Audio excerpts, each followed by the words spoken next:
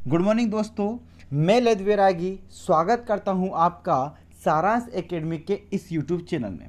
दोस्तों, मध्य प्रदेश विशेष समग्र अध्ययन की श्रृंखला चल रही है। उसमें हम लोगों ने 3 लेक्चर कर लिए हैं। पहले लेक्चर में हमने मध्य प्रदेश के पुनर्गठन की कहानी पढ़ी थी। यदि आपने वो लेक्चर नहीं दिया हो तो डिस्क्रिप्शन में लिंक दी हुई है, उसे जाकर जरूर देखें। फिर मध्य प्रदेश के सामान्य परिचय की कहानी हमने देखी थी और आज का जो हमारा लेक्चर है वह है मध्य प्रदेश के भौगोलिक विभाजन से संबंधित। चलिए, आज के लेक्चर को शुरू करने से पहले हम हमारा मोटिवेशन कोट्स देखते हैं कि खुद से ही जीतने की जिद है, मुझे खुद को ही हराना है। खुद से ही जीतने की जिद है, मुझे खुद को ही हराना है। मैं भीड़ नहीं हूं दुनिया की, मैं भीड़ नहीं हूं दुनिया की।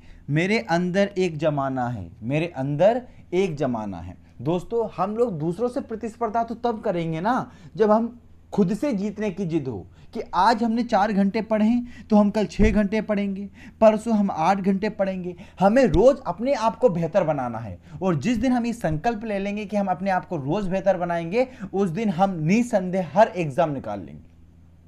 बस हमको लगे रहना है, आपको सारांश परिवार के साथ बने रहना है, अपने आप को आगे बढ़ते रहना है। चलिए शुरू करते हैं आज का क्विक रिवीजन। और क्विक रिवीजन से पहले मैं आपको एक जानकारी दे देना चाहता हूं। जानकारी यह है कि सारांश एकेडमी दोस्तों केवल एमपीपीएससी और व्यापम ही नहीं, एमपीपीएससी मेंस की क्लासेस भी चला रहा है, जिसमें भूगर्भ शास्त्र जो कि यूनिट 10 है, पेपर 3 की। पेपर 3 एक चुनौतीपूर्ण पेपर है और उसी की यूनिट 10 जो कि नए सिलेबस में जुड़ी हुई है, वो सुजीत सर के द्वारा कंप्लीट कराया जा रहा है काफ़ी शानदार तरीके से। इसका जो कंटेंट है वो मार्केट में भी ज़्यादा अवेलेबल नहीं है, तो आप इसको जरूर देखिए जाकर। लोक प्रशासन एवं प्रबंधन से पूजन पाठक सर के द्वारा कंप्लीट कराया जा रहा है। ये भी एक नई इकाई जुड़ी है एमपीपीएससी मेंस के पेपर 2 में।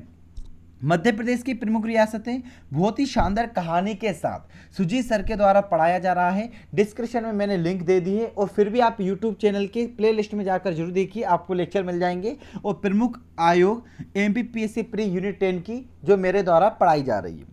ज़्यादा जानकारी के लिए, पीडीएफ प्राप्त करने के लिए और क्विज सोल्व करने के लिए हमारे टेलीग्राम चैनल से जरूर जुड़ें।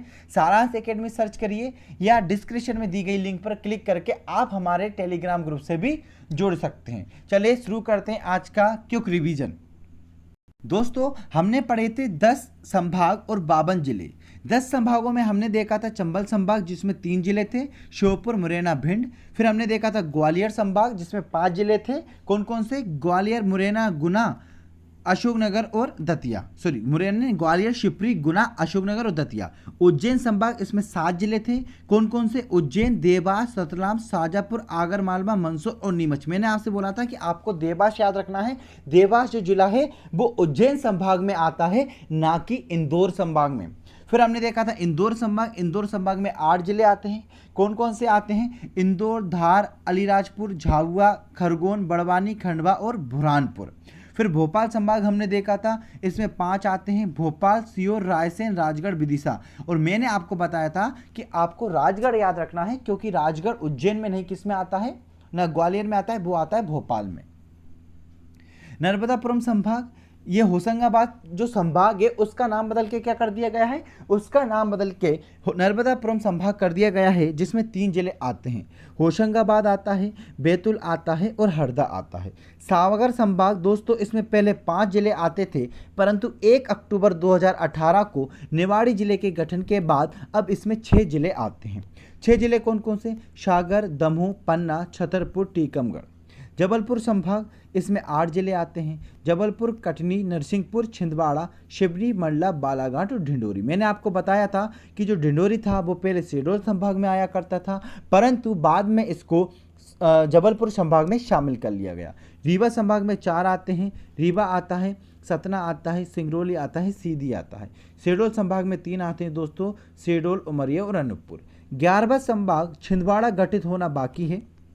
इसमें 3 जिले छिंदवाड़ा, सिवनी, बालाघाट होंगे। ये हम क्विक रिवीजन कर रहे हैं, डिटेल में पढ़ना हो और यदि आपने वीडियो नहीं देखी तो आप पिछली वीडियो जाके जरूर देख लें।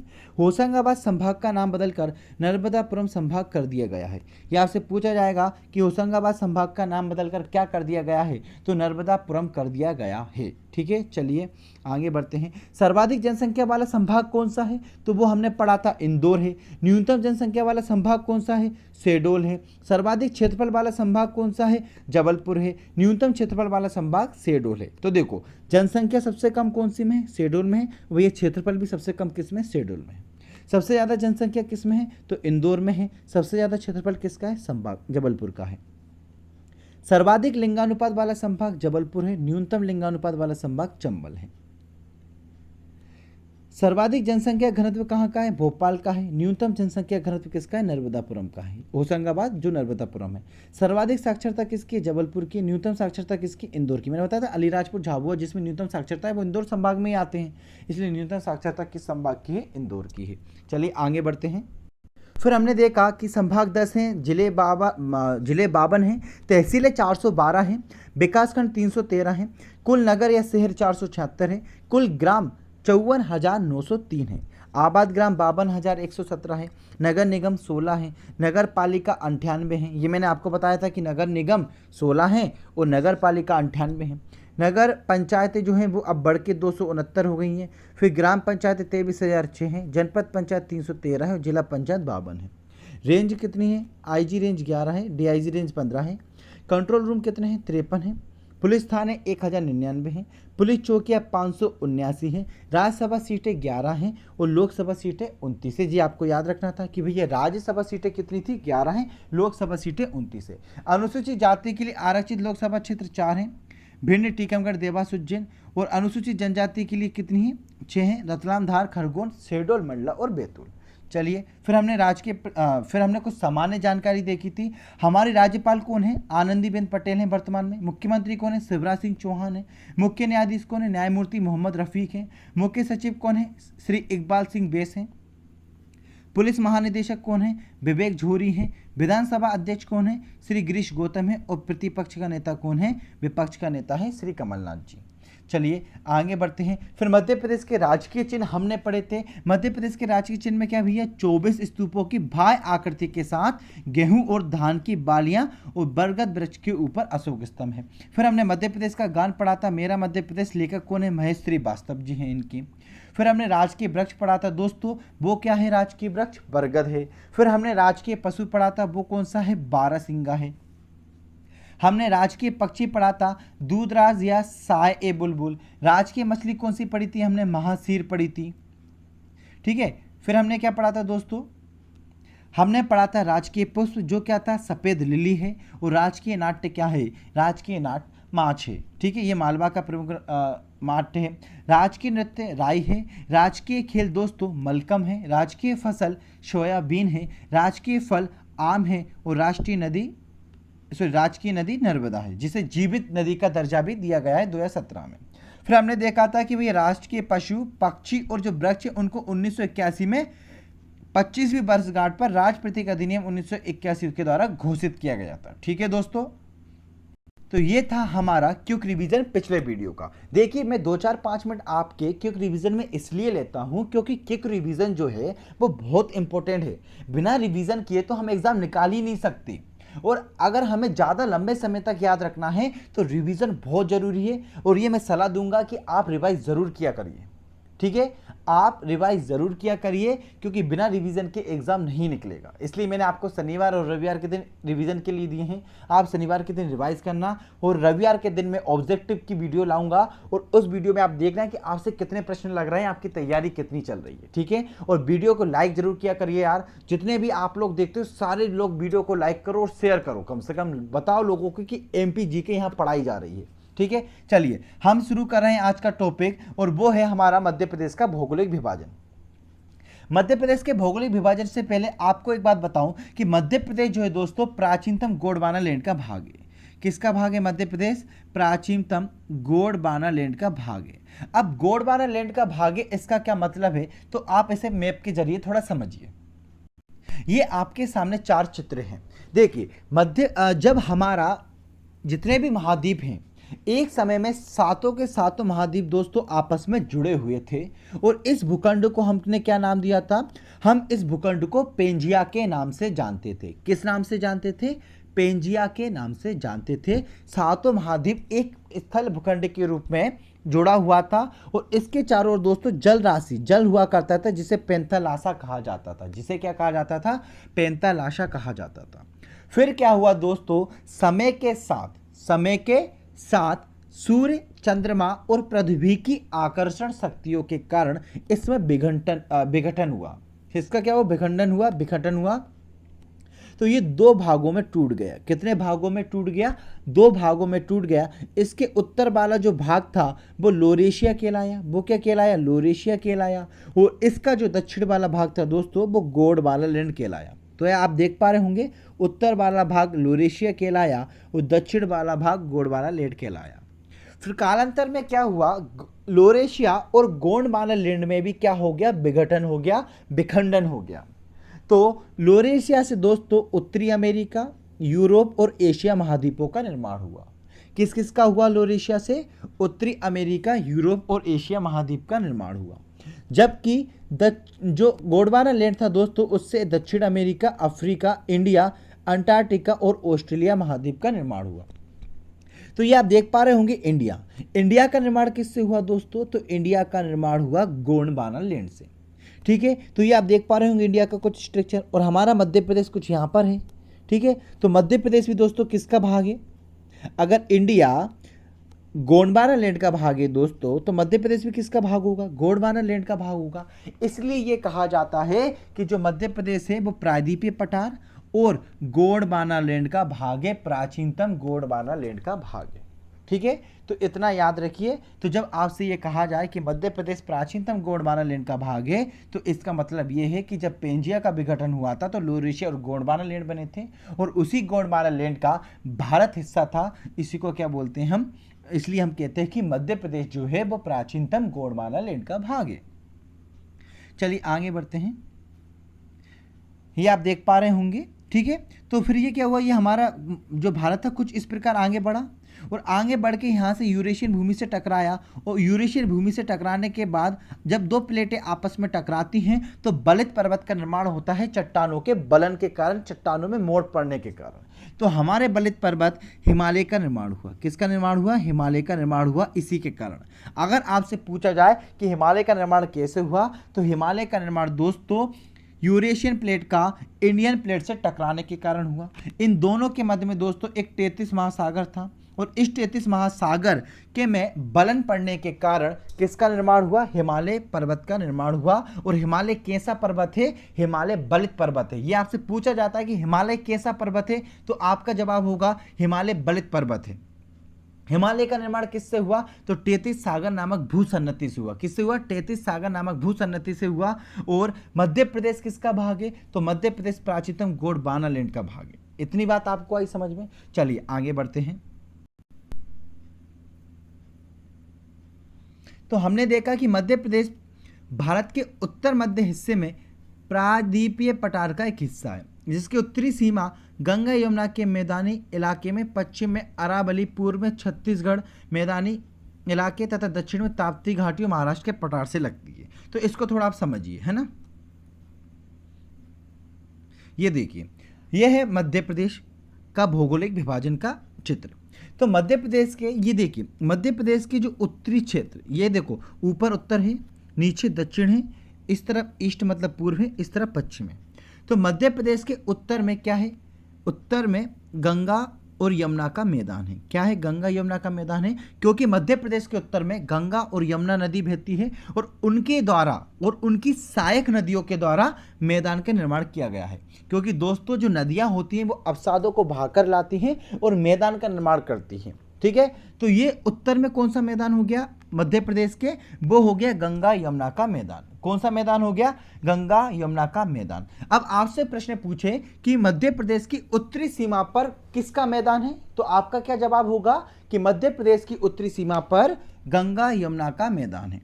ठीक है, दूसरा मध्य प्रदेश के पश्चिमी सीमा पर, तो ये देखिए, ये जा रही यहां पर दोस्तों अरावली पर्वत श्रृंखला। अरावली पर्वत श्रृंखला, तो अरावली पर्वत श्रृंखला मध्य प्रदेश के पश्चिमी सीमा पर है। कौन सी सीमा पर है? मध्य प्रदेश के पश्चिमी सीमा पर अरावली है, मध्य प्रदेश की उत्तरी सीमा पर गंगा यमुना का मैदान है। गंगा यमुना का मैदान है। अब ये पूर्व में देखिए दोस्तों, पूर्व में क्या है, छत्तीसगढ़ है, ठीक है, पूर्व में क्या है, ये छत्तीसगढ़ है और ये है छत्तीसगढ़ का मैदान। छत्तीसगढ़ में क्या है, छत्तीसगढ़ का मैदान। तो मध्य प्रदेश की पूर्वी सीमा पर कौन स्थित है, तो मध्य प्रदेश की पूर्वी सीमा पर छत्तीसगढ़ का मैदान स्थित है। जबकि दक्षिणी सीमा पर दोस्तों ताप्ती नदी घाटी और महाराष्ट्र का पठार है, क्योंकि ताप्ती नदी बैतूल के मुल्ताई से निकलती है। तो ताप्ती नदी घाटी कहाँ पर है, दक्षिणी सीमा पर स्थित है। और महाराष्ट्र में क्या है, महाराष्ट्र का पठार है, ठीक है, महाराष्ट्र का पठार है। तो चलिए एक बार मुझे प्राकृतिक सीमाएं बता दीजिए। देखो राज्यों की सीमाएं तो कल हमने पढ़ी थी, आज हम प्राकृतिक सीमाओं की बात कर रहे हैं। तो मध्य प्रदेश के उत्तर में कौन है, मध्य प्रदेश के उत्तर में सर गंगा यमुना का मैदान है, आपने अभी बताया है। पूर्व में कौन है, पूर्व में कौन है, पूर्व में छत्तीसगढ़ का मैदान है। पश्चिम में कौन है दोस्तों, तो पश्चिम में जो है वो अरावली पर्वत श्रृंखला है सर। और दक्षिण में जो है, दक्षिण में कौन है, ताप्ती नदी घाटी और महाराष्ट्र का पठार है साहब, ठीक है। इतनी बात आपको समझ में आ गई होगी। चलिए आगे बढ़ते हैं। अब ये डायग्राम देखिए आप। अब मैं इस डायग्राम को, अभी आपको ये 7 भागों में दिख रहा होगा। कितने भागों में, 7 भागों में, 1 2 3 4 ये 5, ठीक है, 6 और 7 भागों में आपको दिख रहा होगा। तो अर्थात मध्य प्रदेश टोटल कितने भागों में बटा हुआ, 7 भागों में। परंतु अब अपन इसमें एक जादू करते हैं। जादू क्या करते हैं, अपन इसको 3 भागों में बांटते हैं। कौन कौन से, बघेलखंड का पठार 1, इसको अलग कर दो। सतपुड़ा पर्वत श्रृंखला, इसको अलग कर दो, ठीक है। और बाकी का जो पूरा भाग है आप उसको एक भाग मानो, ठीक है। मतलब बघेलखंड के पठार को अलग कर दीजिए, सतपुड़ा प्रदेश को अलग कर दीजिए, बाकी मध्य भारत का पठार, मालवा का पठार, बुंदेलखंड का पठार, रीवा पन्ना का पठार और नर्मदा सोन घाटी को एक भागों में बांटो। और ये 5 भागों को मिला के दोस्तों एक क्षेत्र बनता है जिसको हम क्या बोलते हैं, मध्य उच्च प्रदेश, मध्य उच्च प्रदेश, ठीक है।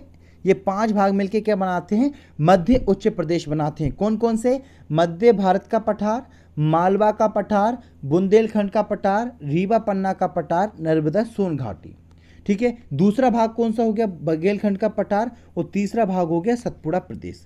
तो अब मैं आपसे बोलूं कि मध्य प्रदेश को कितने बड़े भागों में बांटा गया है, तो आपका जवाब होगा मध्य प्रदेश को 3 बड़े भागों में बांटा गया है। कितने बड़े भागों में बांटा गया है, 3 बड़े भागों में बांटा गया है। और वैसे पूछें आपसे कि मध्य प्रदेश को कितने भौगोलिक प्रदेशों में बांटा गया है, तो टोटल 7 भौगोलिक प्रदेशों में बांटा गया है। कितने, 7 भौगोलिक प्रदेशों में बांटा गया है मध्य प्रदेश को, ठीक है। चलिए आगे देखते हैं। तो जो उत्तर की तरफ है दोस्तों वो क्या है, मध्य भारत का पठार है। उत्तर की तरफ कौन है, मध्य भारत का पठार है। जबकि उत्तर और पूर्व की तरफ कौन है, बुंदेलखंड का पठार है। लोकेशन दिमाग में बैठा लो कि मध्य भारत का पठार कहाँ है, उत्तर की ओर। मतलब यहाँ पर कौन कौन से जिले आते हैं, हमने कल ही देखे थे। जैसे कि यहाँ पे हो गया भिंड, मुरैना, ग्वालियर, शिवपुरी, गुना का कुछ भाग अशोकनगर का भाग, इसके अंतर्गत आता है मध्य भारत का पठार। फिर ये बुंदेलखंड का पठार देखिए, बुंदेलखंड के पठार में कौन कौन आएंगे, बुंदेलखंड के पठार में आएंगे अपना दतिया आ जाएगा, दतिया के बाद थोड़ा भाग शिवपुरी का जाएगा और थोड़ा भाग अशोकनगर का जाएगा। फिर उसके बाद टीकमगढ़, निवाड़ी, छतरपुर आएंगे, ठीक है। टीकमगढ़, निवाड़ी, छतरपुर इसके अंतर्गत आ जाएंगे। सागर दमोह का भी थोड़ा भाग आ जाएगा। फिर ये रीवा पन्ना का पठार देखो, रीवा पन्ना के पठार में पन्ना, सतना, रीवा, सीधी आ जाएगा, ठीक है। पन्ना, रीवा, सतना, सीधी आ जाएगा। तो ये 3 भाग, लोकेशन याद रखो। ये मालवा का पठार ये मध्य प्रदेश के पश्चिमी भाग में स्थित है, ठीक है। मध्य प्रदेश का सबसे बड़ा जो प्राकृतिक विभाग है वो मालवा का पठार ही दोस्तों, लगभग 28%। कितना, लगभग 28%। फिर ये नर्मदा सोन घाटी है, ये सबसे निचला स्थान है मध्य प्रदेश के प्राकृतिक प्रदेशों में, जिनके बारे में हम आगे पढ़ेंगे, ठीक है। फिर ये बघेलखंड का पठार है, पूर्वी भाग, जिसे पूर्वी पठार भी कहते हैं। और फिर ये सतपुड़ा पर्वत श्रृंखली, जिसे हम 3 भागों में बांट के पढ़ेंगे, पश्चिमी सतपुड़ा, पूर्वी सतपुड़ा और मैकाल पर्वत श्रृंखला, ठीक है। तो ये लोकेशन एक बार आप याद रख लीजिए कि 3 बड़े भागों में बांटा गया है और 7 प्राकृतिक प्रदेशों में किसको बांटा गया है, भौगोलिक प्रदेश को बांटा गया है मध्य प्रदेश के। मैप को आप एक बार वीडियो को पॉज करिए और मैप बनाकर इसको फटाफट ड्रॉ करिए कि कहाँ पर मध्य भारत का पठार है, कहाँ पर मालवा का पठार है, कहाँ पर नर्मदा सोन घाटी और कहाँ पर रीवा पन्ना का पठार है, ठीक है। इसको और बेहतर तरीके से आगे मैप में देखेंगे, ये थोड़ा सा एग्जैक्ट नहीं है ये, है ना। चलिए जियोग्राफिक मैप ऑफ इंडिया में मध्य प्रदेश को 3 बड़े प्रदेशों में बांटा गया है। वो 3 बड़े प्रदेश कौन कौन से हैं? मध्य उच्च प्रदेश है, सतपुड़ा मेकाल श्रेणी, पूर्वी पठार या बघेलखंड का पठार है।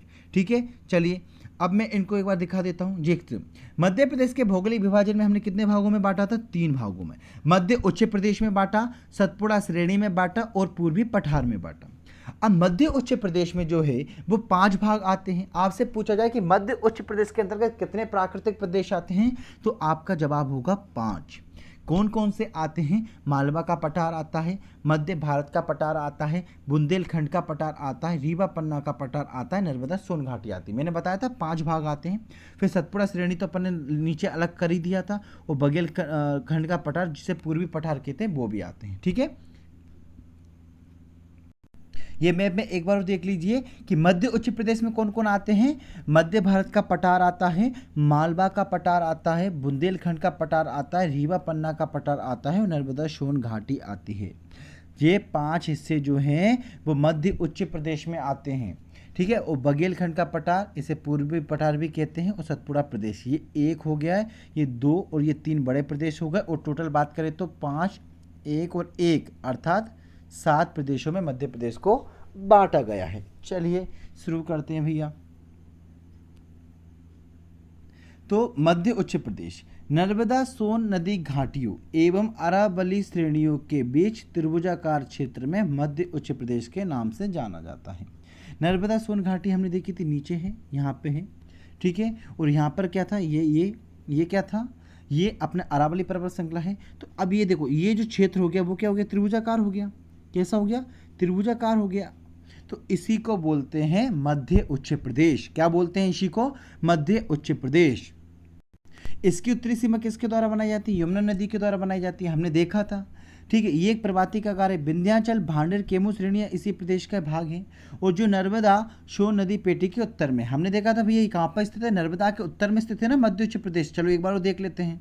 ये देखिए, ये है नर्मदा सोन घाटी, इसके तो उत्तरी दिशा में है ना मध्य उच्च प्रदेश। तो यही बोला है कि नर्मदा सोन घाटी के उत्तर में है, नर्मदा सोन घाटी के उत्तर में है। और इसकी जो उत्तरी सीमा होती है वो कौन बनाती है? यमुना नदी का मैदान बनाता है। ठीक है, चलिए आगे बढ़ते हैं। इसकी प्रमुख नदियां चंबल, बेतवा, केन, काली सिंध, पार्वती, क्षिप्रा आदि हैं। और ये प्रदेश गंगा नदी बेसिन का हिस्सा है। तो मध्य प्रदेश में जो भी नदियां उत्तर की ओर जाती हैं दोस्तों, वो गंगा या यमुना नदी बेसिन का ही हिस्सा हैं। ठीक है, इनको हम एक एक करके आगे देखेंगे। ठीक है, चलिए पहला भूभाग पढ़ते हैं। पहला भौगोलिक विभाजन के अंतर्गत पहला प्रक्षेत्र पढ़ते हैं मध्य भारत का पठार।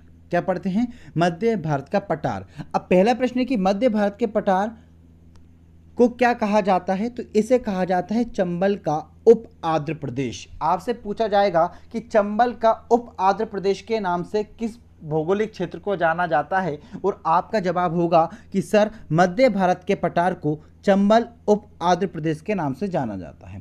अब देखिए, जो चंबल नदी है वो कहाँ से? इंदौर के जनापाव से निकलती है। और ये ठीक है, तो चंबल नदी के द्वारा इस पठार का निर्माण किया गया है। यहाँ पे जलोढ़ मिट्टी पाई जाती है, इसलिए इसे चंबल का उप आंध्र प्रदेश कहा जाता है। किसको? मध्य भारत के पठार को। अब इसकी भौगोलिक स्थिति आपको याद नहीं रखनी है। 24 डिग्री 10 मिनट उत्तरी अक्षांश से 26 डिग्री 48 मिनट उत्तरी अक्षांश तक है, और 74 डिग्री 50 मिनट पूर्वी देशांतर से 79 डिग्री 18 मिनट पूर्वी देशांतर तक है।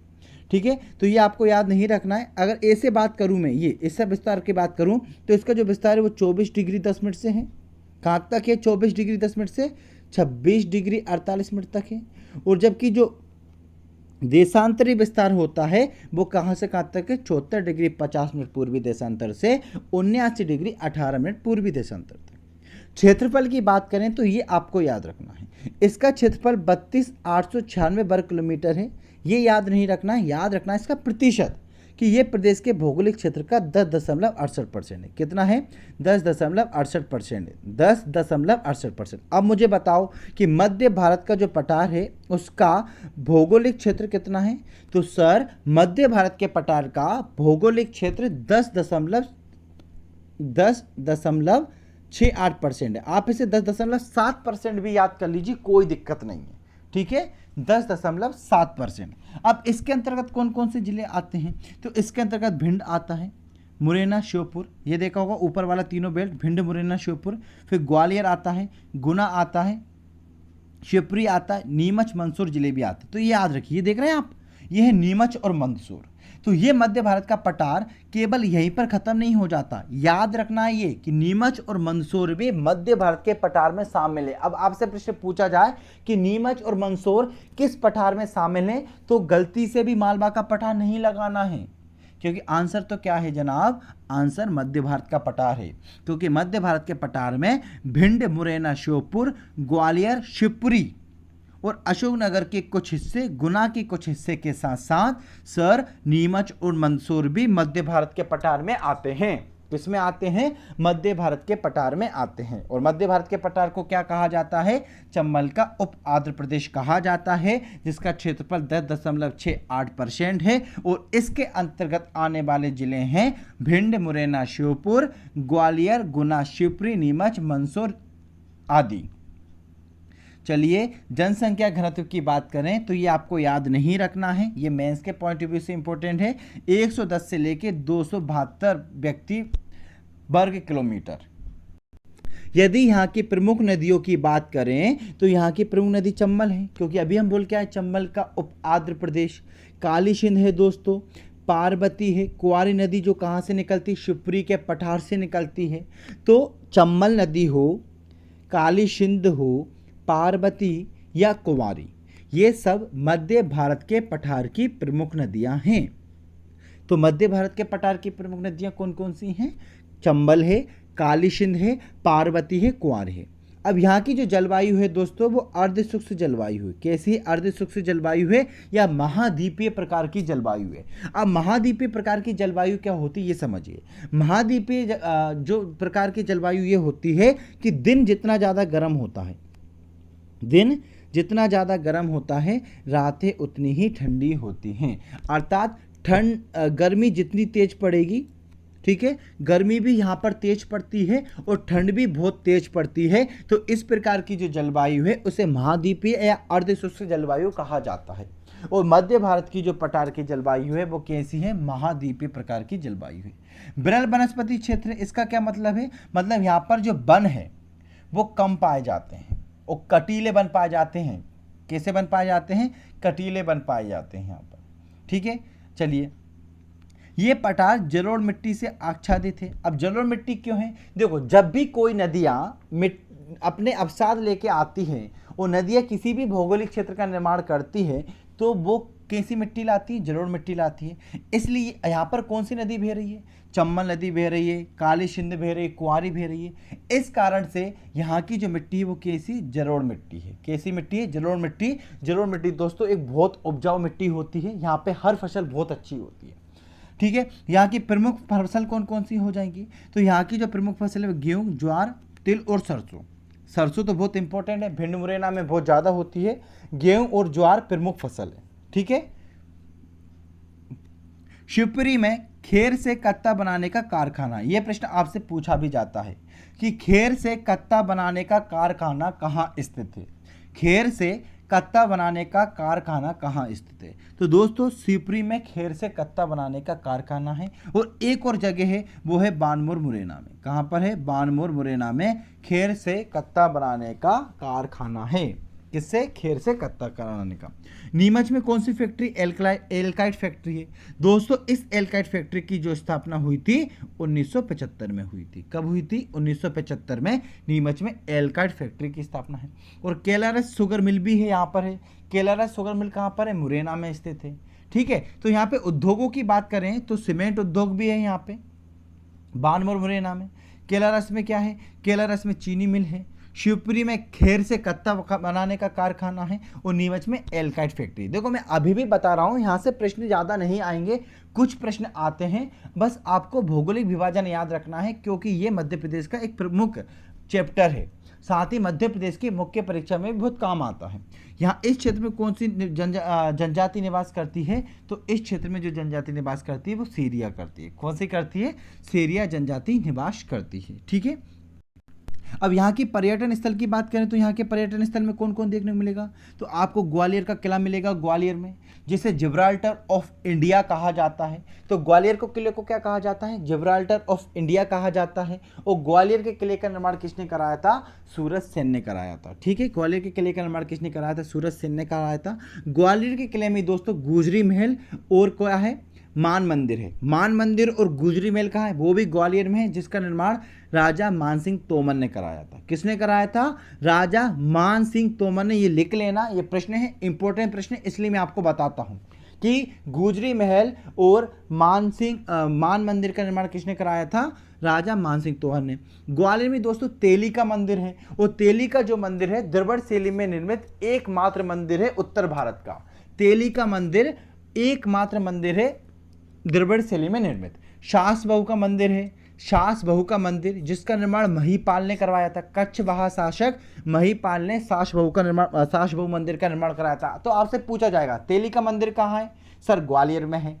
सास बहू का मंदिर कहाँ पर है, सर ग्वालियर में है। ग्वालियर में ग्वालियर का किला है, जिसे जिब्राल्टर ऑफ इंडिया कहा जाता है।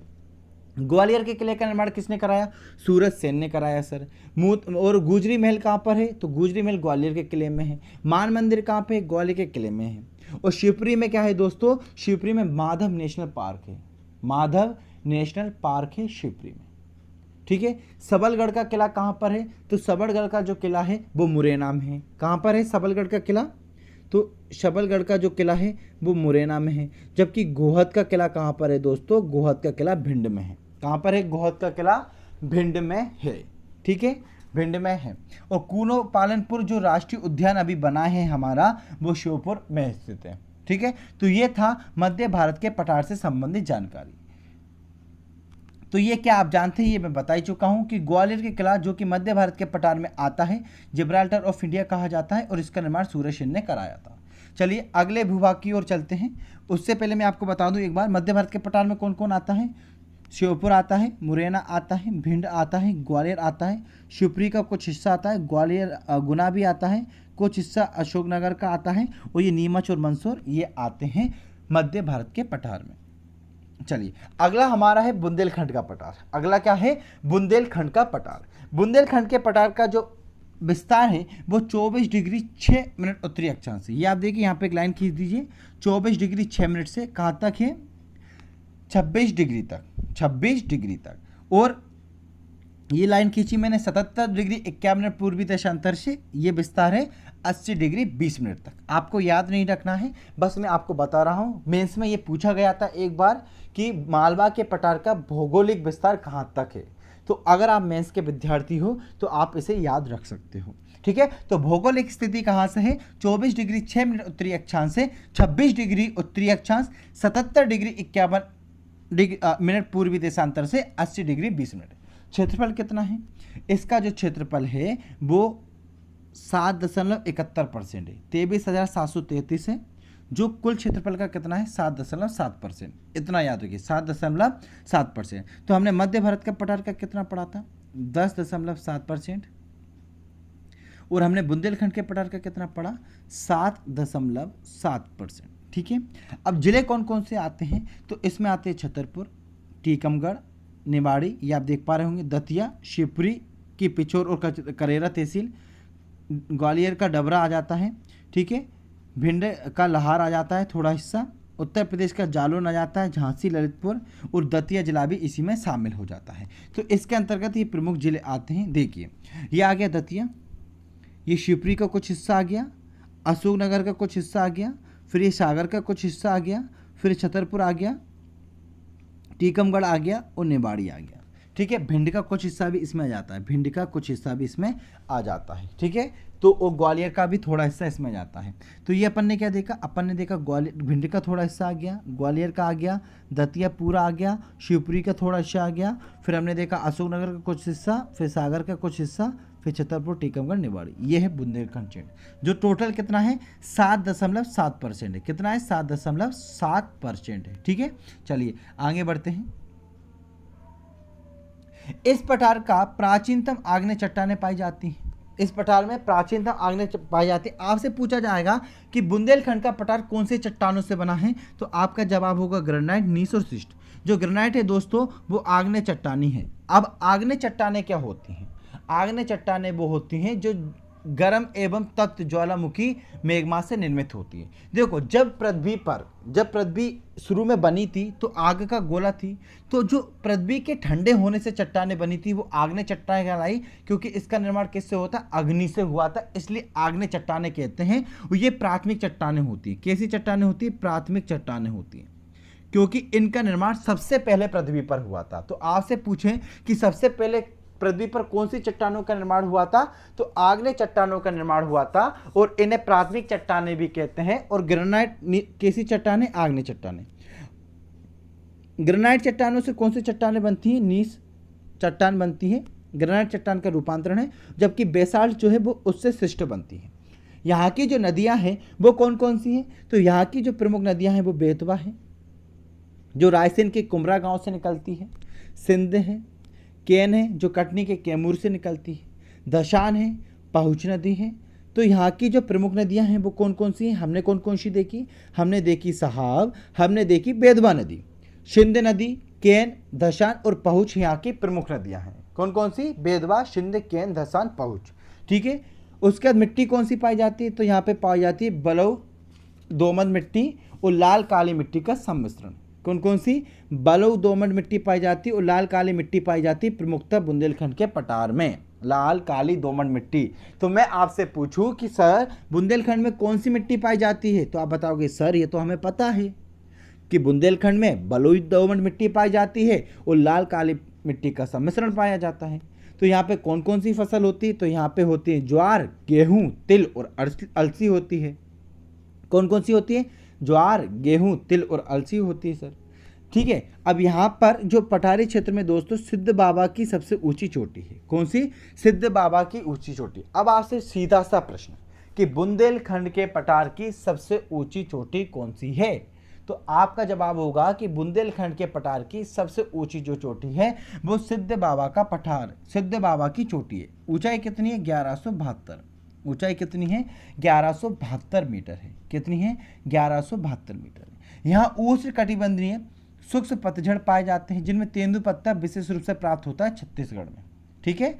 यहाँ पे कैसे पाए जाते हैं? उष्ण कटिबंधीय शुष्क पतझड़ वन पाए जाते हैं। जब मैं वन पढ़ाऊंगा तो आपको और बेहतर तरीके से समझ में आएगा। चलिए और देखते हैं कि इसकी और क्या क्या विशेषता है। तो यहाँ पे जो खनिज है दोस्तों, तो ये खनिज कौन कौन से पाए जाते हैं? तो आपको पता है यहाँ पे पाया जाता है हीरा और ग्रेनाइट। ठीक है। यहाँ पे ये खनिज पाए जाते हैं हीरा और ग्रेनाइट। उसके बाद यहाँ पे अगर बात करें उद्योगों की, तो जरी, सीमेंट और बीड़ी उद्योग काफ़ी फेमस है। जरी, सीमेंट और बीड़ी उद्योग। और पर्यटन स्थल में आपने दतिया में सुना होगा सोनागिरी। क्या सुना होगा? सोनागिरी। सोनागिरी कहाँ पर है? सोनागिरी एक जैन तीर्थ स्थल है जो कि दतिया में स्थित है। कहाँ पर है? दतिया में स्थित है। ये आपसे पूछा भी जाता है कि सोनागिरी कहाँ पर है। दतिया में पीताम्बरा पीठ भी है। दतिया में क्या है दोस्तों? पीताम्बरा पीठ भी है। तो आपसे पूछे कि पीताम्बरा पीठ कहाँ पर है, तो पीताम्बरा पीठ भी दतिया में है। पीताम्बरा पीठ भी कहाँ पर है? दतिया में है। खजुराहो जो कि कहाँ पर आता है? छतरपुर में आता है। खजुराहो जो कि विश्व विरासत स्थल भी है। कब इसे घोषित किया गया था विश्व विरासत स्थल? 1986 में इसे घोषित किया गया था। तो जो विश्व विरासत स्थल है ये छतरपुर जिले में आता है। वो खजुराहो के मंदिरों का निर्माण दोस्तों चंदेल शासकों ने कराया था। किसने कराया था? चंदेल शासकों ने खजुराहो के मंदिरों का निर्माण कराया था। साथ ही साथ दोस्तों ओरछा का किला आता है, जिसका निर्माण किसने कराया था? रुद्र प्रताप देव ने कराया था ओरछा का किला। और ये कहाँ आता है? पहले ये टीकमगढ़ में आता था, अब ये निवाड़ी में आता है। कहाँ पर आता है? अब ये निवाड़ी में आता है। ठीक है। तो खनिज यहाँ पे हीरा ग्रेफाइट पाए जाते हैं। पर्यटन में हमने क्या देखा? सोनागिरी और पीताम्बरा पीठ दतिया में, खजुराहो छतरपुर में, और हमने देखा केन अभ्यारण्य है यहाँ पे, और ओरछा दुर्ग पाया जाता है निवाड़ी जिले में।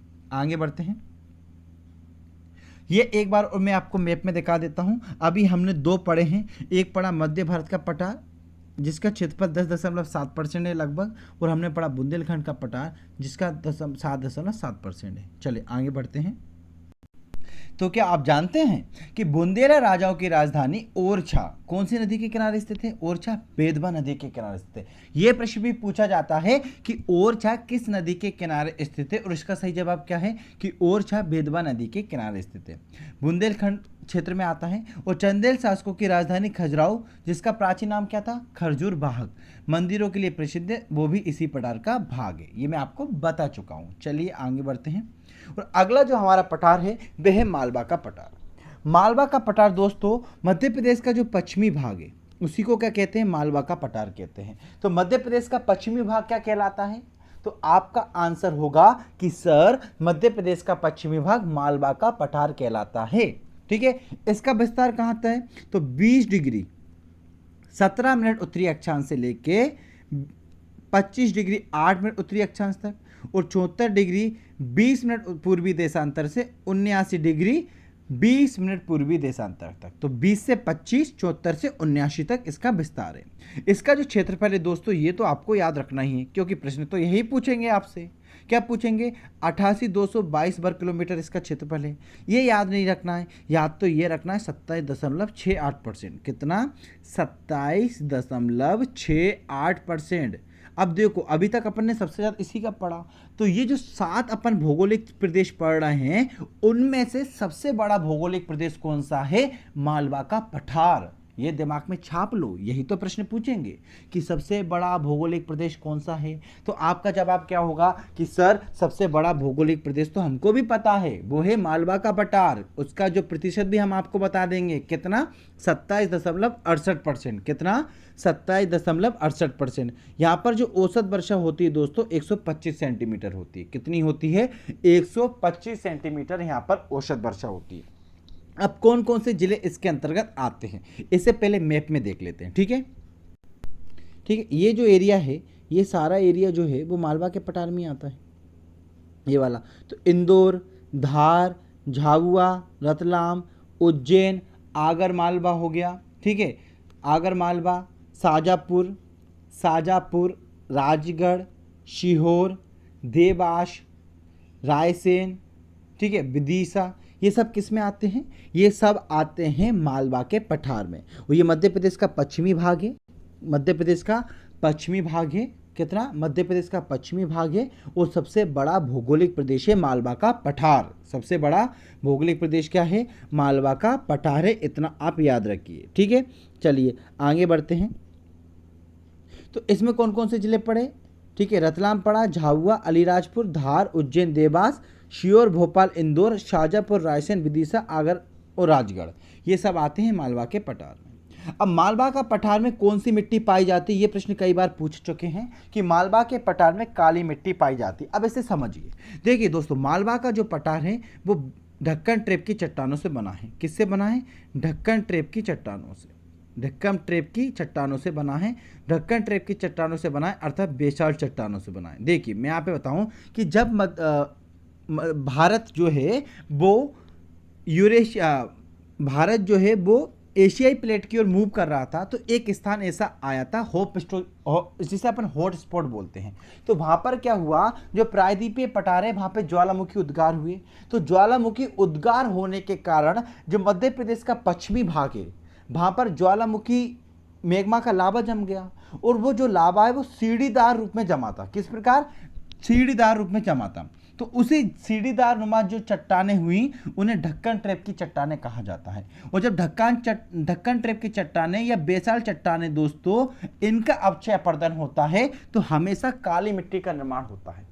कौन सी मिट्टी का, काली मिट्टी का निर्माण होता है। कौन सी चट्टानों से, बेसाल्ट चट्टानों से। तो बेसाल्ट चट्टानों से काली मिट्टी का निर्माण होता है।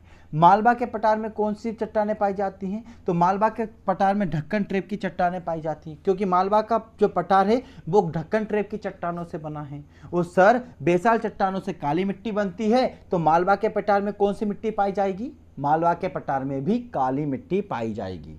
ठीक है, कौन सी मिट्टी पाई जाएगी मालवा के पठार में, काली मिट्टी पाई जाएगी। तो यहाँ कौन कौन सी फसलें उगाई जाती हैं, कपास, गेहूं, गन्ना, सोयाबीन और सरसों। कौन कौन सी, कपास, गेहूं, गन्ना, सोयाबीन और सरसों। जलवायु कैसी, समशीतोष्ण जलवायु है। समशीतोष्ण जलवायु का क्या मतलब है दोस्तों कि यहाँ पर ना तो ज़्यादा तेज ठंड पड़ती है, ना ज़्यादा तेज गर्मी पड़ती है, अर्थात जितना ठंड पड़ती है उतनी ही गर्मी पड़ती है। इसलिए फाहियान ने मालवा की जलवायु को विश्व की सर्वश्रेष्ठ जलवायु कहा था। किसने कहा था? फाहियान ने मालवा की जलवायु को विश्व की सर्वश्रेष्ठ जलवायु कहा था। ठीक है, तो याद रखना मालवा की जलवायु कैसी है? मालवा की जलवायु समशीतोष्ण जलवायु है। मालवा में पाई जाने वाली जो मिट्टी है वो काली मिट्टी है। यहाँ कौन कौन सी नदियाँ हैं? तो यहाँ पे काली सिंध नदी है, पार्वती नदी बहती है, बेतवा नदी बहती है, माही नदी बहती है, क्षिप्रा नदी बहती है। ठीक है, तो कौन कौन सी नदी बहती हैं? काली सिंध नदी बहती है, पार्वती नदी जिसका उद्गम कहाँ से होता है? श्योर की आष्टा तहसील से होता है, बेतवा नदी जिसका उद्गम रायसेन के कुमरा गांव से होता है। और बेतवा को ही दोस्तों मध्य प्रदेश की गंगा कहा जाता है प्रदूषण के आधार पे। और ये मध्य प्रदेश की 5वीं सबसे बड़ी नदी है। कौन सी नदी है? 5वीं सबसे बड़ी नदी है। और जो राजघाट बांध है और माता टीला बांध है वो भी बेतवा नदी पर स्थित है।